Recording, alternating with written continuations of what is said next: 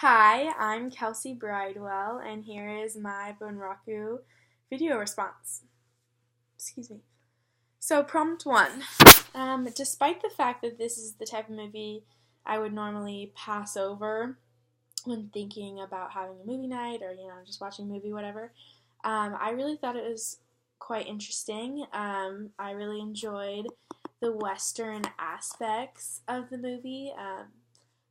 The Western theme with the involving the drifter and the bartender. I thought that was kind of cool to see in more of a martial arts movie. I thought that the mashup between those were very captivating, I guess. It kept my attention. Um, I'm not really the type of person that necessarily enjoys martial arts kind of movies, so I, wasn't necessarily thrilled about this movie, but I still thought that it was really interesting. I thought the fight scenes were pretty cool and really kept my attention. I never would have thought I would necessarily enjoy watching this film, but it really wasn't all that bad. So, yeah. I was a little frustrated by the actual filming and editing of the movie. It was a bit confusing at times, just with the different, like, it changes really fast, and sometimes I wasn't understanding what happened in the last scene, and now we're on to the next scene. But I managed to get through it, and I enjoyed the film, so yeah. Prompt 2. Being that this film is such a mashup of performance styles, I think it made for a really unique film.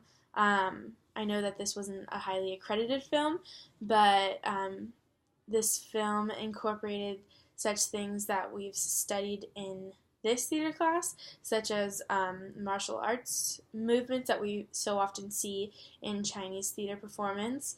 The fight scenes almost seemed as though they had been choreographed as like dance scenes would be.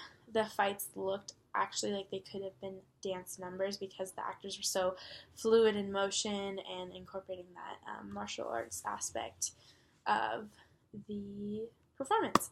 At the very beginning of the movie, we see what is supposed to represent the theater style Bunraku.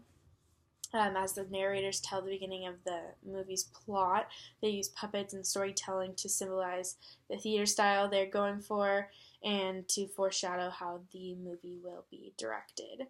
I thought that this movie was very interesting, but not in the slightest what I necessarily expected it to be. I thought that the Bunraku style would be incorporated a little better than it was. All we kind of see is the storytelling, and obviously they're trying to use actors as the shadow puppets and whatnot. But I just thought that it would be more traditional in manner. I'm not really sure where I'm going with this, but I just thought that the Bunraku style would be a little bit more incorporated. They mainly derived just the storytelling aspect from the performance. Where I see cultural appropriation in this film is the fact that only the Asian characters wore traditional dress wear, the kimonos, like the headdresses, yet all the actors performed aspects of martial arts that you would normally expect one of the characters dressed in the specific attire to perform. The character of Killer Number 2 uses a samurai sword, although he is not a character you should necessarily see using this type of weapon. I, I don't think that this film necessarily confirms cultural appropriation, supports it, but I can see all the aspects that are brought up when addressing this film.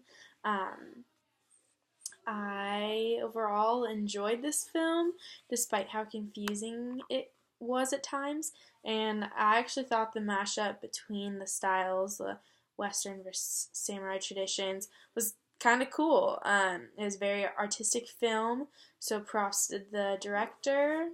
I think that's all that I have to say. Thank you, and happy holidays.